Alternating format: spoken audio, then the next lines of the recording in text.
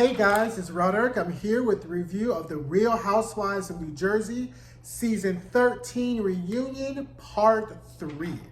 So, before we get into reunion, let's tie up some loose ends from last week. So the girls in the comments told me that Danielle Cabral is actually related to Caroline Manzo, and that may have been part of the reason how she got on the show, and also kind of like her avenue with like kind of her allegiance with Teresa or whatever. I don't know if that's true. I'm not turning my fingers to do any research on this. But if y'all know what the relation is, how exactly it is, drop down in the comments and let me know. But that came out kind of like between my last video and this one. So I just wanted to kind of address that in the room because that does add another texture to Danielle and kind of like how she's moving on this show. So here we are for part 3. And this is not the reunion I was expecting, but this is the reunion that we needed.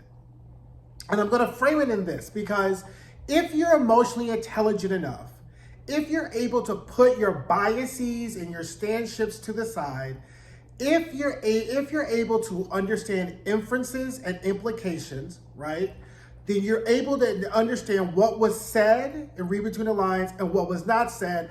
I think you could see what is actually broken in this franchise and with these relationships, right? And that's kind of how I'm going to frame this review. The first thing that's broken in this franchise that we can address and that we don't have to address anymore is that production on this show has gotten very lazy and too comfortable with the talent, right? There is no reason that important plot points are brought up on the reunion that are not revealed during the course of the show, right? There's no reason that important events are occurring and we're seeing the footage of it on the reunion and not during the show, right? So I'm going to take Delores out because Delores really didn't have that much. I am substantially disappointed in Delores. And practically that was this episode was like 3 strikes with me for Delores, okay? Because what we find out is that Frankie Jr. lost his job working with Louis. And the fact is that Delores did not want to talk about it. In fact, that she was about to get overly aggressive and hostile with Joe Gorgas for bringing it up. And the way she's casting it is, well, it's about my son. No. It's not about your son. It's about Teresa's husband who gave your son a job, right? And the fact of the matter is this. You are not getting paid hundreds of thousands of dollars for you to decide what we get to see, right? Meryl Streep can show up on set and say, this is what I'm talking about, and this is what I'm not talking about. Jennifer Hudson can show up on set and say, this is what I'm talking about, and this is what I'm not talking about. Chris Hemsworth can show up on set and says, this is what I want to show you, and this is what I don't want to show you. Why? Because they're playing fictional characters, right? If this is supposed to be documenting your real life and wrapped in the glaze of fabulousness in New Jersey, then nothing should be off limits. There should be nothing that you could decide to say, I don't want to see this, I don't want to show this, I don't want to say this. I'm seeing too much across these Real Housewives franchises from just scuttlebutt across the internet of housewives making pacts, of deciding how they're going to address certain topics, what they're going to say, what they're not going to say, when in reality, everything should be on the table, right? And the reason that this is permissible is because talent and management have become too close, right? Which is a natural occurrence if you've been working with someone for 5, 6, 7, 8, 10, 13 years, right? So that is part of the first part of what's broken with this franchise and probably a lot of the Real Housewives franchises is that management and talent have become a little too close and a lot of impermissible behaviors has become very commonplace. So really, unless production, parentheses management, is going to step up and say, if something comes out in the reunion that you did not reveal to us during taping, their contract is up for termination, right? Because in the real world, nobody wants to be embarrassed. In the real world, nobody wants to have their business put on display for fodder or for commentary. But this is not the real world. This is a docuseries, documentary type of thing, right? If you want to be fake, go to acting school or show up to set and be fake with somebody else. Don't show up on a reality television show and be someone and reveal parts of your life or constructed parts of your life that you think are palpable for television, and you keep the real ones hidden to yourself, or the real ones hidden to the reunion where they can't be delved into, right? So that's the first thing that's broken. So we come back and the husbands come out. And again, I really like the husbands on this show because they're a little bit more emotionally intelligent and a lot more revealing, right? Unlike their wives are always trying to kind of do the cha-cha slide about how I'm going to look or what's going to be said, you know, the husbands are a lot more revealing to that. So we get into Louis and the PJs, right? So Louis does a very manipulative thing, right, that he does. So Louis comes out and immediately explains the PJs, says it was a sweatshirt, and apologizes, and says that it was the wrong word choice, right? Of course it was. And why? By doing that, what Louis does is establishes the fact that he's not hostile, he's not being aggressive, and look, I've apologized. I'm willing to make with peace. Because he knows down the line there are things that he's going to have to explain that he's not going to apologize for, that he's not going to explain, but he has already set the tone that he's apologetic, non-confrontational, and non-aggressive, right? So I kind of already really saw through that all the way. And so then, you know, once Joe and Louis start talking about the sweatshirt things, that totally gets resolved until Melissa and Teresa get in the mix and everything just goes downhill, right? And this is going to be one of my 3 hashtag mind your own business moments flags that goes on Melissa, right? A lot of the Joe and Teresa problems would not be as bad if Louis and Melissa learned how to mind their business. And I realize it's hard, right? I'm not married, but I also recognize that there are relationships that existed prior to me getting married to someone, and therefore the responsibility of fixing it, keeping it, mending it is on that person and not on me, regardless of how hurt that person may be hurt from that relationship, right? And Melissa just kept getting more and more involved. When we got to the whole Pizzagate situation, she kept jumping in. And Teresa was right, like just let them talk.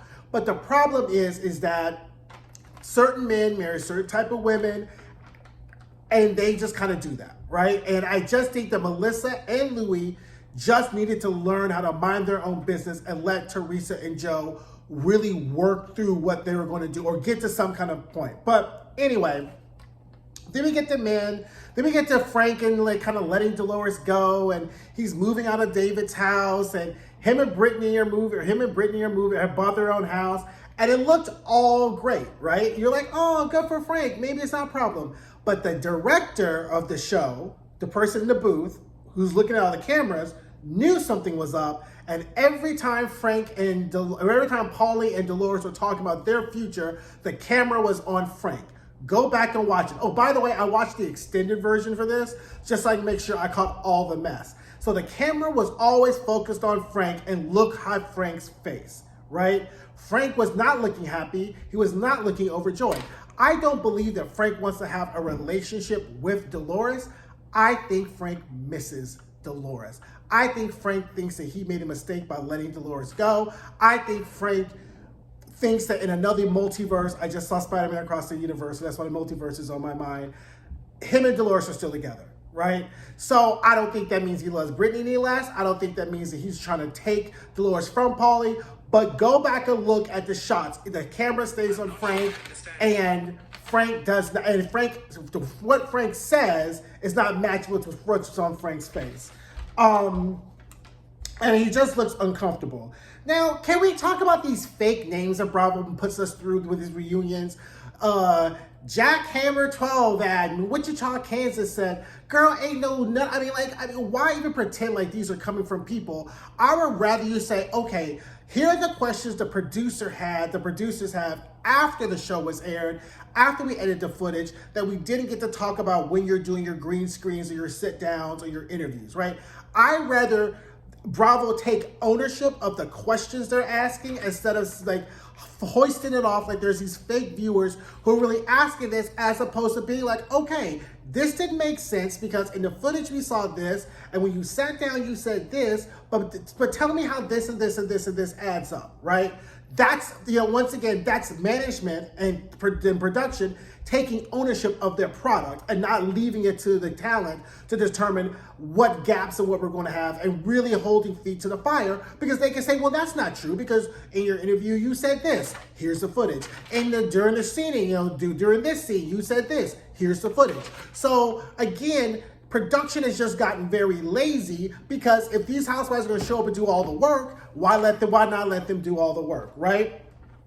So then I'm going to go back to Delores, because I just didn't, again, it just annoyed me with that whole Delores and Frankie Jr. situation, because I was like, so what have you really shown us, Delores, like this season, right? You didn't tell us Pauly was still married, right? You're not going to stand up to Teresa and like check her when she's being ridiculous. And now you're not going to expose Louis I mean, we had a whole dinner, right? Remember, they had a dinner with Frankie Jr. getting his dream job. No one told us what the dream job was. Go back and watch my video. I was like, what is his dream job? The dream job was with Louis. Doing what? We don't know. Who cares? Because the job either will quickly end it after it started. But that's life, right? That happens in reality. You have a great start. Something happens. It doesn't end. Frankie Jr.'s upset. Dolores is kind of pissed. She's on the phone with Teresa like, what the fuck happened? Frank's like, what the fuck happened? He's talking to Joe.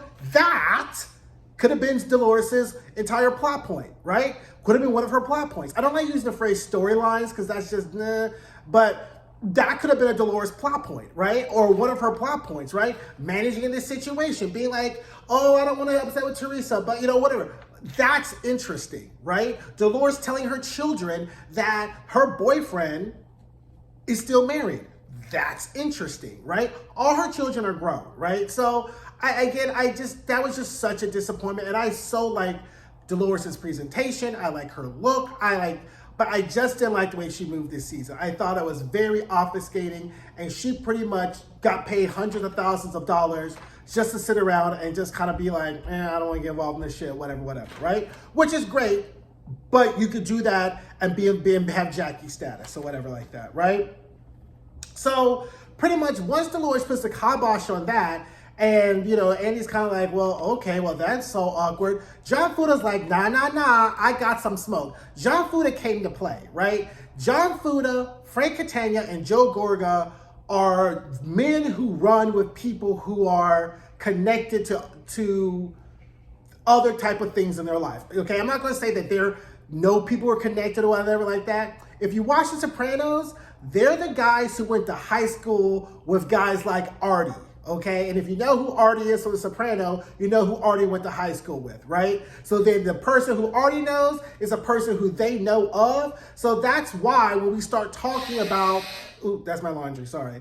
When we start talking about the whole Bo Dietl situation, right?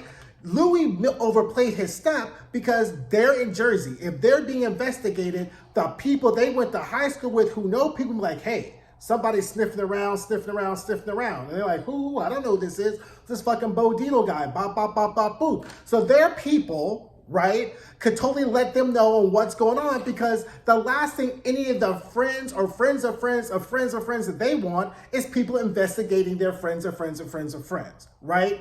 That's all that is, right? So the fact is that John Fuda totally knew this was up, got the information, got the confirmation, and was like, nah, why'd you get investigated? So then Louis starts backpedaling, pussy popping, and says, well, I spoke out of anger at that moment in the party. Then they show footage of Louis saying it the next day. And Margaret's like, so were you still angry then? I totally believe that he had them investigated. I totally believe that he did. And then Andy says, oh, there's somebody downstairs. There's a security person showing up. Of course, this is all Louis, okay? And this is all that what he's inserting to the situation. And Teresa, with her plausible deniability, is like, well, I don't know anything about it. That's just him. We had this. Yeah, babe, whatever. That whole teamwork makes the dream work. I'm just like, why not stand 10 toes down in it, right? Why not just say, yeah, I don't like the way y'all move around my wife. I don't know you. Y'all don't really fuck with me this way. I had you all investigated. I know they, B, C, and D, and this is how I'm going to move in a relationship with you. That, again, is real life. That's what people should do. But I was like, whatever, right? So then, John Fuda, so that really is the truth. So then they find out there's like a smear campaign going on. Frank Catania starts getting involved. And Frank is right. Frank never talks during these reunions. He's like sits, he makes laughs. He's in it for the shots and the pizza, quite frankly, at the end of the day. But you can see that he was like really upset with this whole thing with Bo Dietl, and Louis just could not admit the fact that yes, that he has some relation to Bo Dietl. He hired him to do something. He wouldn't say what it was. Oh, it's some person that they knew, and there's somebody who Margaret said. And then Rachel Fuda says that when her and Melissa are at dinner, Bo Dietl is sitting in the same restaurant a couple of tables over. How and so again, it looks really, really bad, and it does not have to be. Right? And this is another example of talent trying to take charge of the narrative as opposed to just showing up and being authentic, right? Now we get to Louis and Joe and Pizzagate, and now we get the missing piece from Pizzagate. I did like a short little like video on Pizzagate. It's in the Real Housewives section. Go check it out where I kind of explain to you from a legal aspect what kind of how you form a company and what the problem with Pizzagate is. Now I understand what the problem with Pizzagate is. So here's what happened. I'm going to take all the facts that we've heard from the season and from reunion. Joe Gorga has an idea. He wants to do a family pizza thing, right? His nephews has these ovens. His idea's concept is kind of this family pizza business. He takes it to Louis and Teresa. Teresa's like, I don't know nothing about that. Louis the business person, shuffles off to Louis. Louis meets with the nephew. The nephew talks with him. Louis gives the nephew $100,000, $110,000, okay? In the meantime, Louis has created a company, an LLC, where Teresa owns all the shares of, right? We'll assume it's Teresa 100%.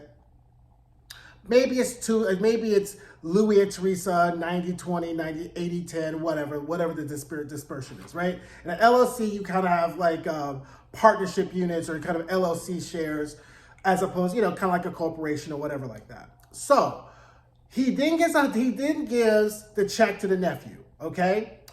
He waits a couple of weeks. Joe Gorga's like, oh, cool, I heard you got the check. What's the next step? What we're going to do?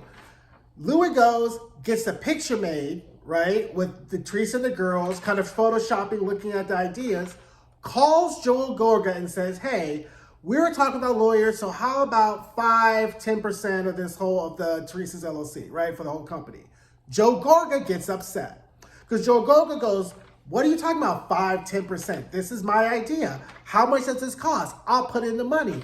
He's like, well, woo, no. And then they just kind of move on with the process without Joe Gorga, right? Why is this? Well, here's the thing.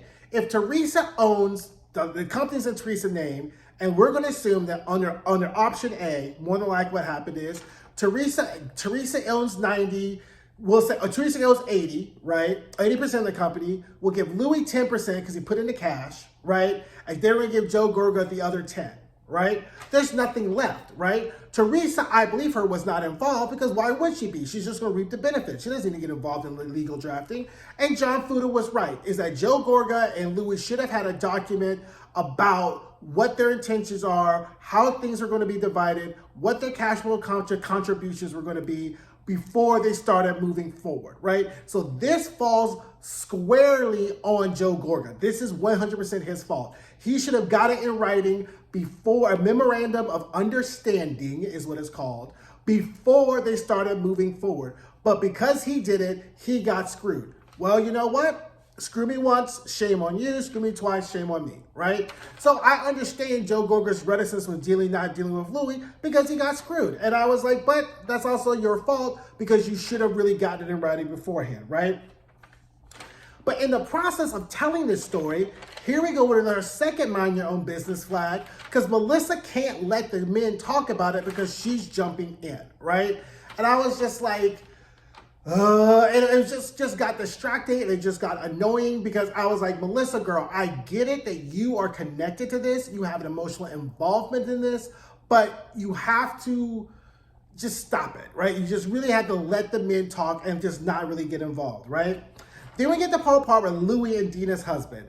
And that was a big nothing burger, but it was a Joe should have minded his own business and kept his mouth shut, right? Because Dina and her husband are in a very precarious situation about Jersey, about showing up in Jersey, about Jersey even coming out their motherfucking mouths, okay? So he just should have left that whole, when it comes to Dina, Jersey, and whatever, it just should be, okay? Read the internet, search it, come up with your own conclusions as to why that is.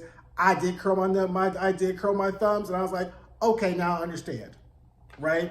So now then Andy brings up the whole comment about Joe Gorga and Melissa hanging out with Joe Giudice's former partner. And Joe's like, what are you talking about? And he's like, well, Chris Larita told me and Jacqueline told this. And here comes Frank with, once again, very good. Do you waive the attorney-client privilege? Because it must be waived by the client, not the attorney, because that's where the privilege runs to. And he goes, yes. So Frank represented Joe Gorga, and when they went down to see the FBI, Joe Gorga never said anything to the FBI about Teresa. And I believe that. I believe that also when Joe Gorga says that putting your husband in jail would have hurt you, and I would have never have done that, I believe that as well. So we can now put the rumors to rest, the fact that Joe Gorga had any hand in putting his sister's husband or his sister in jail. I don't believe he would have done that, because I think that his parents would have been living with him. He couldn't have done it with them. I just don't think that that's within his character makeup, okay? I think because, again, as I've said in kind of my story time videos, he grew up with Joe Giudice, okay? He knows him. I think he had moments where he didn't like him, but I don't think that he could put them in jail or whatever like that, right? So then we get the podcast where they talk about putting food on the table. Now, this was my problem with this segment. Joe never said, Joe made the comment, so Joe should have been the one to answer. But instead of that, Melissa jumps involved, and I had to agree with Jennifer Aiden. The best thing to do was just apologize. The best thing to do was to say, you know what? It was a metaphor. It was not meant to say that we were helping your family survive or that your bills weren't making it without us. It was just a metaphor. And I was kind of hurt at the fact that you used us for taping, but then when you did need us for taping, you didn't. Regardless, I am sorry. I never meant to upstage your role as a provider for your family. That's the easiest apology. That's the easiest way she could have done it. But now Melissa, mind your own business flag for the third time, is so caught up in the hostility with Teresa, she just does not know how to keep her mouth shut and just say she's sorry. So I was just like, fine. I was like, okay. Then we go to, does Joe regret not going to the wedding? That was a very easy. Joe could have cleaned this up and said, I don't regret not going to the wedding. I regret where our relationship was when she got married, right? So that way, the accountability stretches across from him and Teresa. Because to say that I regret not going to the wedding means that if I had shown up to the wedding, everything would have been okay, right? And that's not what the state of things were. I don't regret not doing so. I don't regret not going to the wedding, but I regret that our relationship was where it was, where I chose not to go. And I think that is would have been the more emotionally intelligent way to answer the question. And then we get into the whole Gia comment about Gia calling Joe and saying that he could do better than Melissa, okay? So this is what I believe happened. I 100% believe that Gia said that. I believe that Gia told her mother she said that. I believe Teresa said, you shouldn't have said that. That's disrespectful. I'm gonna give her a benefit of the doubt. She said it was disrespectful. And B, now you're gonna have bullshit coming back on me because he's gonna repeat it, right? So if anybody ever asks you if this comes up, you just lie and say you didn't say it and let me and Louis take care of it, right? So it comes up, Teresa starts getting super upset. She's like, oh my God, I'll call my daughter right now. The way Teresa has a relationship with her daughters and the way her and her daughters move together, I 100% believe that her daughter told her she said it, right? So that's why she was so quick to call, right? Because otherwise, You'd be like, what are you talking about? Tell me the conversation. Tell me what she said. What did she call you? She said, this is the first time I'm hearing about this. Whoa, whoa, whoa, whoa, whoa, whoa, whoa. That's what people say about stuff that they've never heard about before. She was quick to call Gia, so now it's out there that Gia didn't say it. She gets upset because hit dogs holler, right? And then Louis comes in and decides to muddy the waters with a very benign and opaque comment, such that to alleviate any type of culpability on Gia was saying, well, I'm sure she was talking about the wedding and you were saying that you could do much more better. You could do better than this, or you could do better than that, or you could do better than or whatever, right? So the fact is that she said it. Louis heard Gia tell Teresa she said it. And the fact is that that's how they kind of swept this all up. And the fact is that it was heartbreaking watching Teresa cry about her brother.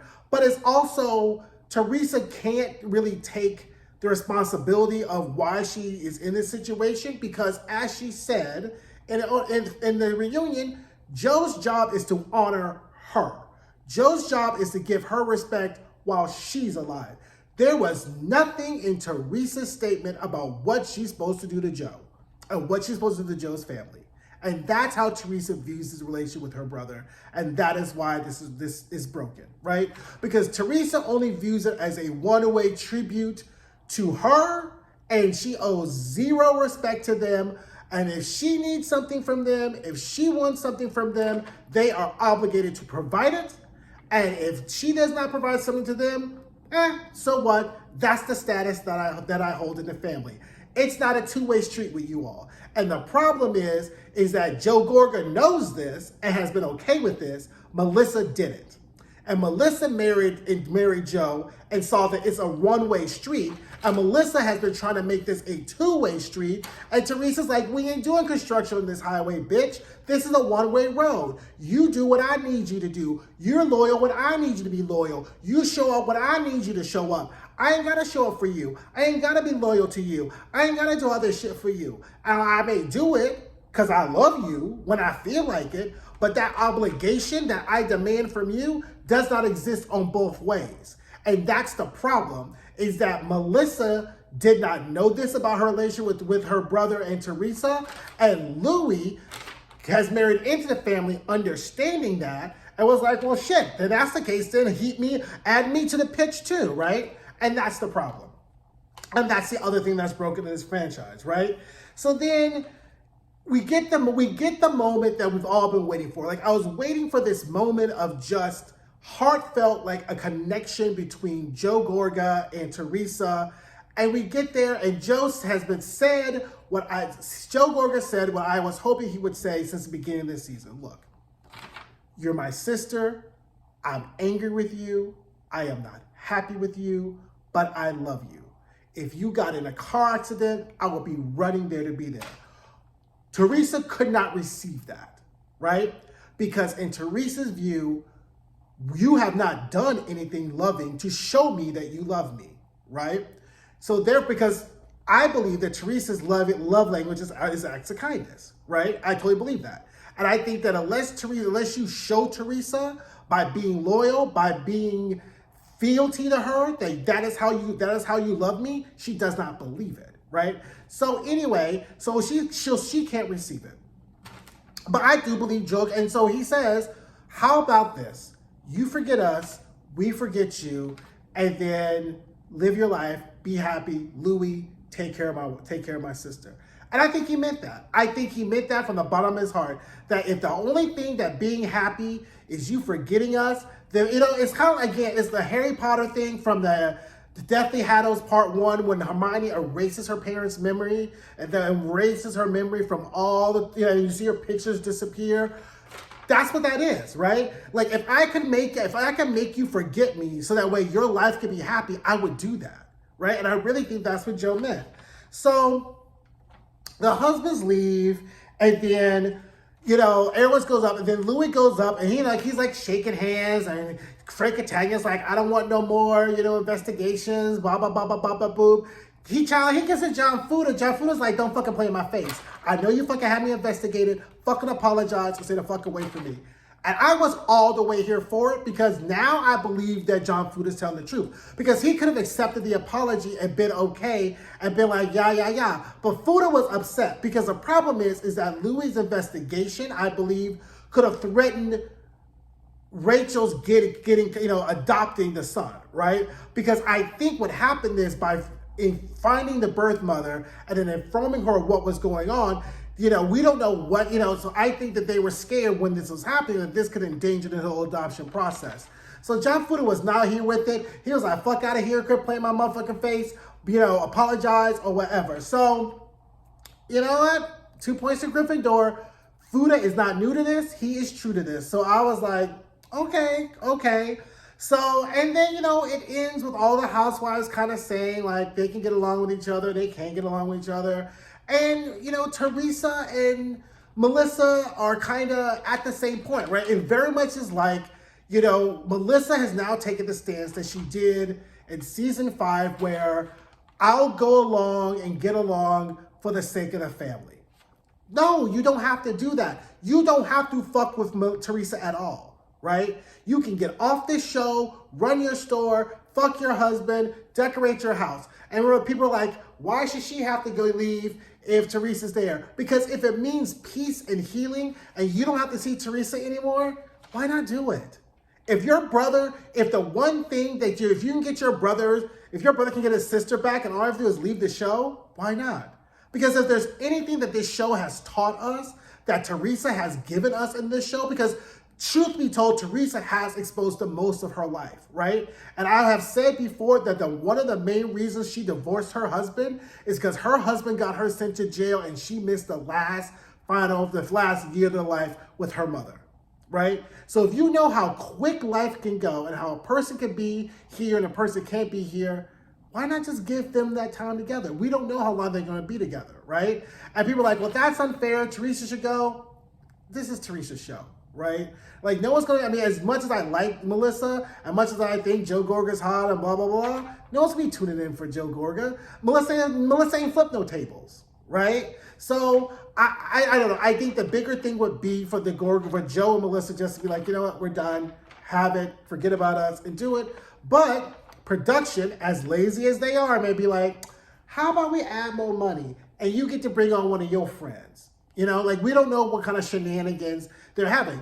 Also, the streets have said that they're not even taping yet. Typically, they begin taping for New Jersey right after the reunion. The word on the street is they're not taping. So I don't know what that means or what that portends. But if it means some shuffling and recasting, go for it. But anyway, that is the Real Housewives of New Jersey season 13 reunion part 3. I'm going to do at least 1 to 2 more Real Housewives story times. Hopefully, some other of my descriptive shows will start back up again because for those of you who are new to this channel, this is the only reality television show I watch. I'm waiting for Severance, Interview with a Vampire, The Morning Show. Those are definitely 3 shows I'm going to be reviewing. But in the interim, I'll do the Real Housewives story times until the scripted shows show back up again. Or if you all have a scripted show that you suggest or recommend, then maybe I'll do it. Oh, I am going to do a video based on a true story by Peacock. I am going to do a video for that. That's on Peacock as well, as I binge watched that this past weekend. So anyway, thanks for watching, guys. Don't forget to like, comment, subscribe, share, and I'll see you soon. Bye.